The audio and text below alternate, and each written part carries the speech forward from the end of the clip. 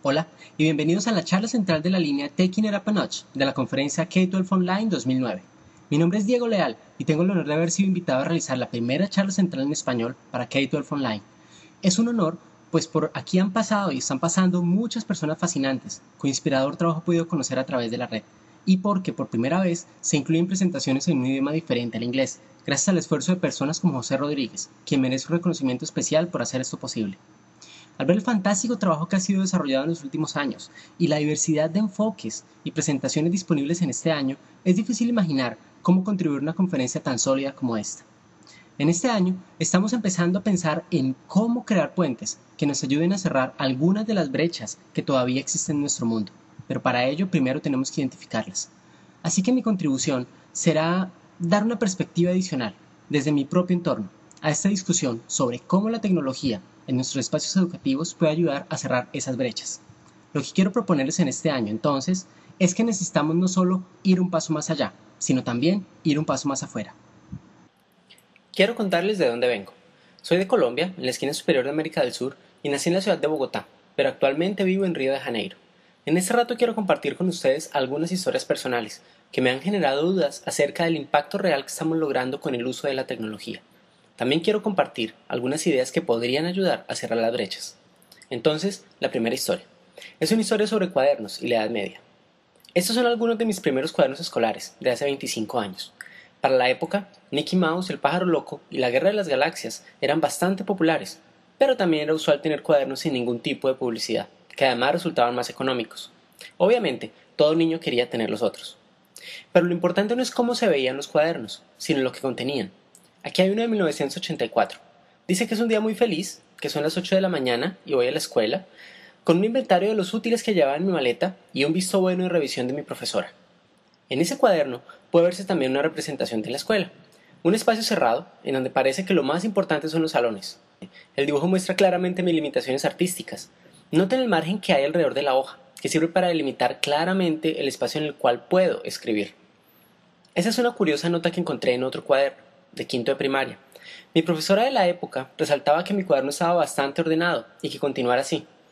En este momento, lo que no puedo dejar de pensar es el sutil mensaje que hay detrás de una nota como esta, escrita por alguien con tanta autoridad como mi profesora de quinto de primaria: la importancia del orden. Este es un mensaje claro de lo que importaba en la evaluación, en este caso.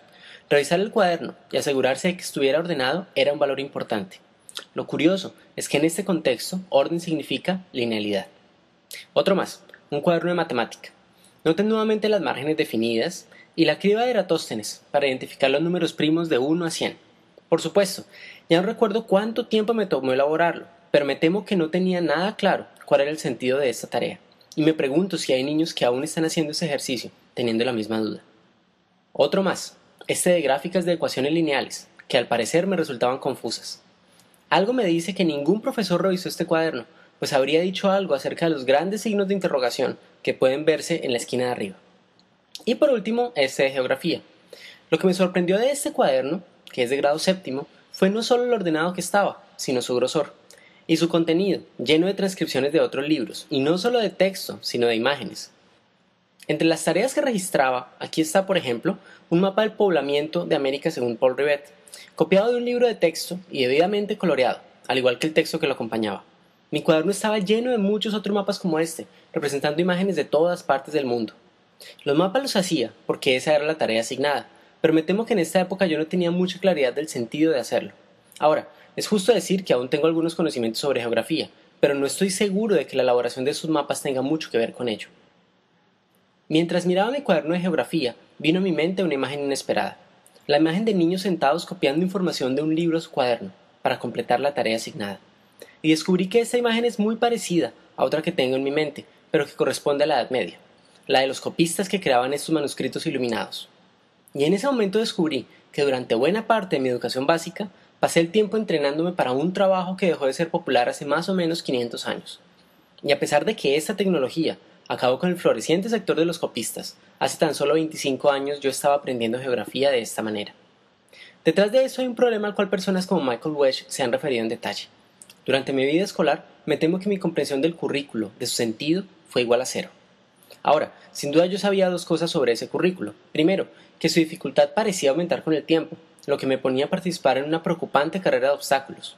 Y segundo, que lo que yo tenía que estudiar estaba compuesto por bloques un tanto abstractos, algo fríos y bastante estáticos, y que estaban muy bien delimitados entre sí. Entonces yo veía álgebra durante 1 hora al día, y luego historia, y después español, y más tarde ciencias, y así sucesivamente. Una área no tenía que ver con ninguna otra, a menos que se acumulara sobre un tema anterior. Y así, termino percibiendo el currículo como algo que me ocurría como estudiante, pero sobre lo cual yo no tenía ningún poder de decisión. Todo tenía que gustarme de igual manera, pues de lo contrario tendría que pasar un año más escuchando lo mismo otra vez, copiando los mismos mapas y la misma información una vez más.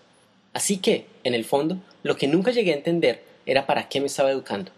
A pesar de sentirme feliz en la escuela, mientras estuve en ella, nunca llegué a entender cuál era su sentido. Y uno podría imaginar que esta tecnología ayudaría a disparar la creatividad, para ir más allá de la copia. Sin embargo, parece que para muchos de nosotros, el plagio sigue siendo un problema crítico, así como su detección. La duda que me queda es si ese es el verdadero problema que está detrás. En los últimos meses he contado esta historia en dos escenarios distintos. Primero ante profesores de educación básica de México y después ante estudiantes de educación en informática de Colombia. En los dos casos me ha sorprendido encontrar que muchos de los asistentes parecen identificarse con la historia y parecen reconocer que el proceso de copiar información todavía es común en su entorno. Esto es inquietante, porque cuando se trata de profesores, o bien ellos vivieron esta situación en algún momento, lo cual es muy probable, o bien conocen colegas que siguen promoviendo esta práctica, o bien ellos mismos la ponen en práctica, lo cual es todavía más preocupante. Del lado de los estudiantes, es inquietante porque muchos de ellos tenían alrededor de 20 años, lo que quiere decir que hace muy poco vivieron esta situación. Esto sugiere, entonces, que 25 años después hemos cambiado mucho menos de lo que pensamos. Así que aquí hay una primera brecha, el sentido de lo que hacemos, pues a nuestro alrededor, tal vez en nuestras propias instituciones, hay muchos docentes que continúan preparando fabulosos copistas para el siglo XXI. Mi segunda historia es acerca de una mañana en el museo. En septiembre tuve la oportunidad de visitar el Museo Nacional de Antropología de la Ciudad de México, el cual tiene una fantástica colección que incluye originales y réplicas de innumerables piezas que dan cuenta de la compleja historia de los grupos humanos que han habitado este país. La visita que hice fue el día domingo, en el que la entrada es libre. Y durante esta visita encontré dos cosas inesperadas que llamaron mi atención. La primera de ellas la encontré al inicio de la muestra. Este es uno de muchos jóvenes que el día domingo, con cuaderno en mano, estuvieron en el museo copiando las inscripciones de las placas que acompañan la exhibición. Y no era la única. Aquí hay otros muchachos copiando el texto correspondiente a la evolución, disponible en la pared del museo. Por su parte, él parece tener interés en los cráneos de diversos homínidos. Pero es importante decir que este no es un trabajo solitario, y que de hecho abre posibilidades de trabajo colaborativo. Por ejemplo, aquí este muchacho está apoyado en la espalda del otro para poder copiar de manera más cómoda. Pero el ingenio va más allá, pues también vemos una división del trabajo. Los que están adelante le dictan a los que están atrás, de manera que puedan completar la tarea más rápido. Y, como es de esperarse, en un mundo lleno de tecnología se encuentran otras opciones interesantes. Por ejemplo, ella decidió no copiar esta placa que relata un mito de creación del mundo, sino leerla en su celular para transcribirla después con más calma. Y ella decidió hacer un video del video que estaba siendo presentado en pantalla en el momento. Así que no podemos decir que el proceso no es multimedial. Lo inquietante para mí es que, a pesar de que aparezcan celulares en algunos casos, esto no es diferente a lo que yo hacía con mis cuadernos cuando estaba en grado séptimo, y tampoco se diferencia de lo que los copistas hacían en la Edad Media. La sutil diferencia es que en este caso no estamos hablando de un proceso de conservación de un texto antiguo, sino el producto de la imaginación de un profesor, pues es poco probable que un adolescente vaya por su propio interés a un museo un día domingo a copiar inscripciones en un cuaderno. La segunda cosa que llamó mi atención fue un profesor que iba por la exposición contando a sus estudiantes datos acerca de Teotihuacán, el complejo de ruinas que se encuentra cerca de la ciudad. Lo que me pareció curioso fue que varios de los datos que el profesor mencionaba contradecían los que aparecen en las losas que están en Teotihuacán y las historias que algunos de los guías contaban allí.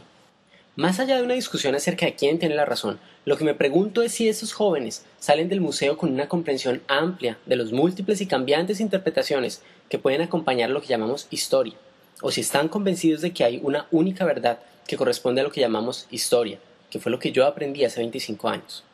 Así que aquí hay una segunda brecha. En un mundo lleno de oportunidades de innovación, como las que son presentadas en esta conferencia, seguimos viendo una gran brecha en las prácticas de la mayor parte de nuestros profesores. En todos los niveles, quienes experimentan con otras formas de hacer siguen siendo una minoría. La tercera historia es acerca de personas y de lograr perspectiva. Muchos de nosotros hemos visto cómo estas dos tecnologías han cambiado nuestro entorno. Y de hecho, a veces vivimos pendientes de la siguiente invitación para probar la última herramienta que va a cambiar el mundo. El problema es que esta fascinación en ocasiones nos puede hacer olvidar que el panorama es mucho más amplio. En este planeta viven en este momento alrededor de 6.767.805.208 personas. En este mundo de alta tecnología, un porcentaje de ellas, equivalente casi al 22%, no tienen acceso a energía eléctrica, de acuerdo con las cifras del Programa de Naciones Unidas para el Desarrollo. Y alrededor de un 38% de ellas, entre las que probablemente se encuentran las que están sin electricidad, viven con menos de $2 al día. Alrededor de 2.600 millones de personas viven todo un año con menos de lo que cuestan la mayoría de nuestros computadores portátiles. Y en este mismo planeta, alrededor del 25% de la población se encuentra conectada a Internet. En términos prácticos, eso quiere decir que todas las conversaciones que ocurren a través de todas estas herramientas pueden llegar en el mejor de los casos a 1.733.993.741 personas. Sin embargo, cuando vemos, por ejemplo, la cantidad de personas que son usuarios de Facebook, uno de los grandes éxitos recientes en redes sociales, el número llega apenas a 300 millones de personas, un 4.4% de la población del planeta, y menos de la cuarta parte de los usuarios de Internet. Así que, después de todo, no todo el mundo está en Facebook. Y cuando miramos más de cerca la red, vemos cosas igualmente interesantes. Aquí están algunos de los idiomas más populares en Wikipedia. Como ocurre con la mayor parte del contenido en Internet, el más predominante es el inglés. En este caso, es el de mayor tamaño. Lo interesante aparece cuando comparamos esto con la cantidad de hablantes nativos de esos mismos idiomas. Es importante señalar que estas cifras no corresponden a la población de los países en los que se hablan estos idiomas, y que vale la pena tomar con cautela estas cifras, así sea para propósitos ilustrativos. En todo caso, si estas fuentes son correctas, esta es la proporción equivalente de hablantes nativos. Y como soy de Colombia, me llama de inmediato la atención el bajo nivel de contribución a Wikipedia del idioma español, que de hecho es un reflejo de lo que ocurre en la red en general. Cuando miro el caso de Colombia, encuentro dos cosas. Primero, que el porcentaje de personas con acceso a Internet en el país, si bien ha aumentado mucho en los últimos años, llega apenas al 17%. Ahora, otras cifras hablan de casi un 50% de la población con acceso, pero siempre depende de cómo se cuente, lo que nos recuerda lo inciertos que pueden ser estos datos. Segundo, que de los 44 millones de personas que hay en el país, se estima que apenas un 2% tiene una buena capacidad de comunicación en idioma inglés. Y este último dato sugiere, entonces, que al menos para el caso de Colombia, las conversaciones relacionadas con estas herramientas, tan populares para muchos de nosotros, son aún más limitadas, así como nuestra capacidad de aportar nuestras propias ideas a un entorno más amplio. Y eso nos lleva a una tercera brecha compuesta, tal vez más difícil de abordar que las anteriores. Tenemos una gran brecha de acceso, sumada a una brecha de idioma y a una más de participación. Hemos descubierto que contar con acceso no es suficiente para participar de manera activa en las múltiples conversaciones que están ocurriendo en distintos lugares o para traerles a nuestro entorno local. Hay una barrera que no vemos todavía muy bien y que limita en gran medida nuestra participación en estos entornos. Con esas tres historias, quiero proponer que necesitamos atrevernos a dar un salto. Tal vez no lograremos cerrar esas brechas, pero lo que sí podemos lograr es encontrar maneras para que la conversación que ocurre aquí empiece a llegar a otros lugares a donde no ha llegado, y se enriquezca con las perspectivas de quienes hasta el momento no han estado tan conectados ni son tan visibles. Así que quiero compartir con ustedes tres ideas que tal vez pueden ayudarnos a ir a donde no hemos ido antes. Para la primera de ellas, los invito a que me acompañen a la ciudad de Medellín, Colombia, en donde se encuentra ubicada la institución educativa Gabriel García Márquez. Esta institución se encuentra en una de las zonas de la ciudad que más sufrió los efectos de la violencia que existió durante la primera parte de los años 90. La protagonista de esta historia es Olga Budelo, quien hace 11 años es profesora de la institución y hasta hace 2 años fue coordinadora de toda el área de informática. Esta historia empieza en la sala de computadores de la institución. Hace 8 años tenían 5 máquinas y la abrían solamente en las mañanas, pues era el único momento en el que la coordinadora estaba presente para supervisar el trabajo. Y en este punto, Olga inició un proyecto llamado Monitores en Línea, en el que las llaves de la sala de computadores fueron progresivamente entregadas a los estudiantes. Junto con las llaves, se entregó también la responsabilidad de acompañar a otros profesores en la selección de materiales de apoyo a sus cursos, de enseñar a niños más pequeños a usar los computadores y de mantenerlos en buena condición. Las 2 salas con las que la institución cuenta actualmente son usadas para formación de docentes en el uso de la tecnología, y también han llegado a impactar a la comunidad, convocando a madres comunitarias y personas de la tercera edad a aprender a usar los computadores en compañía de los jóvenes. Con el tiempo, nuevas posibilidades han llegado a la institución. Computadores portátiles han sido entregados por la alcaldía de la ciudad, y esto ha hecho necesario pensar en formas de desmitificar su uso, y volverlos una parte natural e integral de la vida de la institución. Muchas de las sencillas ideas que esta escuela ha puesto en práctica resultan, por momentos, contraintuitivas.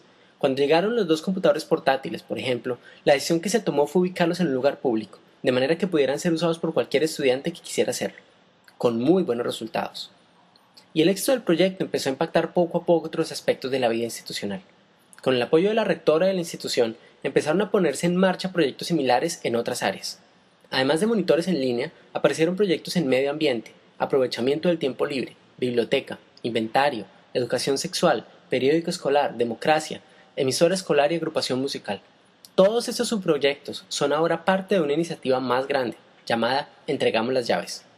Como en el proyecto original, en todos los casos los estudiantes tienen un alto nivel de autonomía en sus decisiones y son los encargados de divulgar en la institución sus actividades y de convocar a nuevos niños interesados en hacer parte de esos procesos.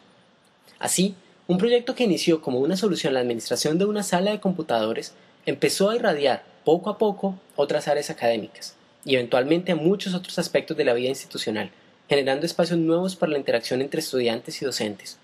El proyecto ha impactado también a la comunidad local y le ha permitido a la institución convertirse en un referente importante a nivel nacional, mediante su participación en proyectos colaborativos promovidos por el portal educativo del país.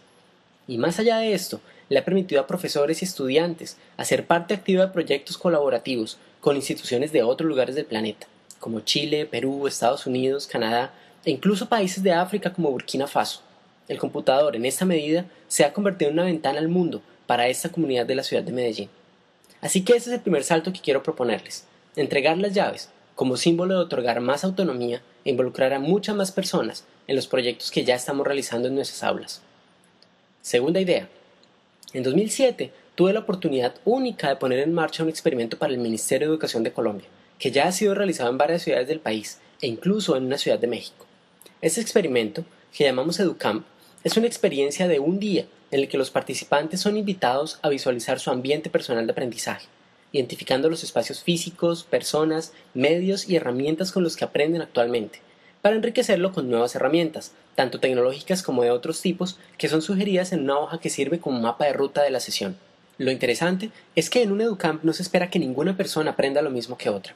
El taller se desarrolla en un espacio desestructurado, en el que cada persona puede ser aprendiz y experto a lo largo de un día. Personas desconocidas entre sí se sientan y demuestran el uso de la tecnología, comparten su conocimiento sobre herramientas y sobre ideas para su uso en ambientes educativos. La idea de desestructuración se pone en juego incluso en el espacio físico. Los participantes se encuentran con muebles bastante extraños para un taller y con un entorno que hace posible incluso sentarse en el piso a aprender de otros y con otros, y que propone formas novedosas de entender conceptos como el etiquetado, como manera de hacer explícito para sí mismo y para otros aquellas cosas en las que se es experto. A lo largo del día, los participantes empiezan a descubrir una nueva manera de entender el aprendizaje y exploran cómo la tecnología puede ayudarnos a aprender, a crear y a relacionarnos de una manera diferente con el mundo. Lo interesante es que incluso cuando el espacio físico es mucho más estructurado, las actividades propuestas llevan a las personas a entender que las posibilidades que la tecnología ofrece pueden llevarnos a repensar la forma como construimos comprensiones mediante la conversación. Esto permite que, al final del taller, cada persona haya construido una red personal que enriquece su vida y su práctica profesional. Los EduCamp promueven un ambiente conectado en todo sentido, que da mucha autonomía a cada aprendiz, aprovecha la diversidad en experiencia y conocimiento de los participantes, permitiendo que todas las perspectivas puedan ser escuchadas. Al mismo tiempo, muestra que los espacios de aprendizaje pueden ser caóticos y desestructurados, y que esto no limita, sino que potencia la experiencia de aprendizaje. El segundo salto que quiero sugerir es la importancia de modelar nuevas prácticas, que nos permitan llevar las posibilidades de la tecnología al mundo real, para ampliar y fortalecer las redes de las que hacemos parte y reinventar lo que hacemos día a día. Tercera idea. La predominancia del inglés alrededor del planeta ha dado origen a una amplia red de conversaciones y una comunidad muy consolidada en diversos lugares. Esta conferencia es un ejemplo de lo que una comunidad tan consolidada puede poner en marcha. Lo que quiero proponer es que exploremos formas de llevar esas conversaciones a lugares en donde la brecha del idioma se convierte en un obstáculo, que imaginemos caminos que permitan establecer conexiones de doble vía, que nos permitan a todos enriquecernos con nuevas perspectivas provenientes de todos los rincones del planeta. Esta no es necesariamente una idea original. Global Voices inició un proyecto de traducción voluntaria en 2006 y organizaciones como Translations for Progress se encargan de reunir a traductores voluntarios con organizaciones no gubernamentales que necesitan sus servicios. Un proyecto en esta línea, en el que he participado, es el programa de traducción voluntaria de TED, lanzado en febrero de 2009 y que ya cuenta con casi 2.000 voluntarios alrededor del mundo. Cuando esa iniciativa empezó, muchos de nosotros estábamos realizando el proceso por nuestra cuenta, hasta que Pedro Villarrubia, a través de un grupo en Google Groups, empezó a convocar a un grupo de personas de todo el planeta, las cuales han hecho posible que el español sea el idioma con más traducciones en TED. Traducir un video o un documento es un proceso que, en realidad, sirve para crear puentes de todo tipo, y entre las herramientas con las que contamos para crear esos puentes se encuentran plataformas como DotSub o Google Docs y aplicaciones como Joomla, que facilitan el proceso de transcripción y subtitulado de videos. Lo importante para nuestro caso es que este proceso de transcripción puede ser una excusa para involucrar a nuestros estudiantes en la construcción de estos puentes.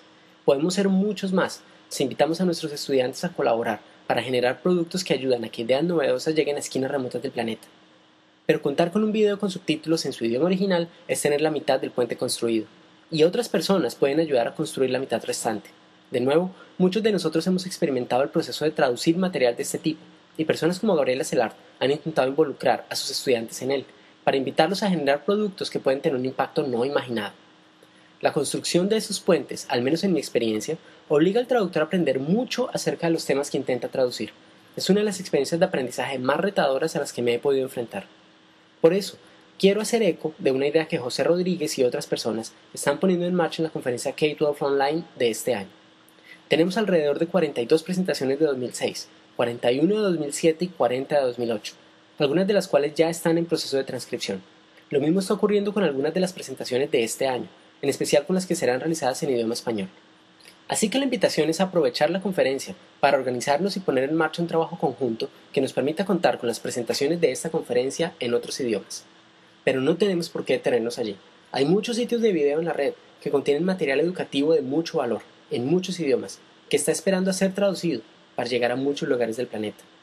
Se trata entonces de que cada uno de nosotros pueda construir un trozo del puente y que luego podamos unir esos trozos para generar nuevas conexiones y estimular nuevas conversaciones. El tercer salto que quiero proponerles entonces es llevar las ideas más allá, usando la traducción como un medio posible para crear puentes en donde no existen todavía. En esta presentación he intentado señalar una serie de brechas sobre las que sin duda todavía necesitamos aprender mucho más.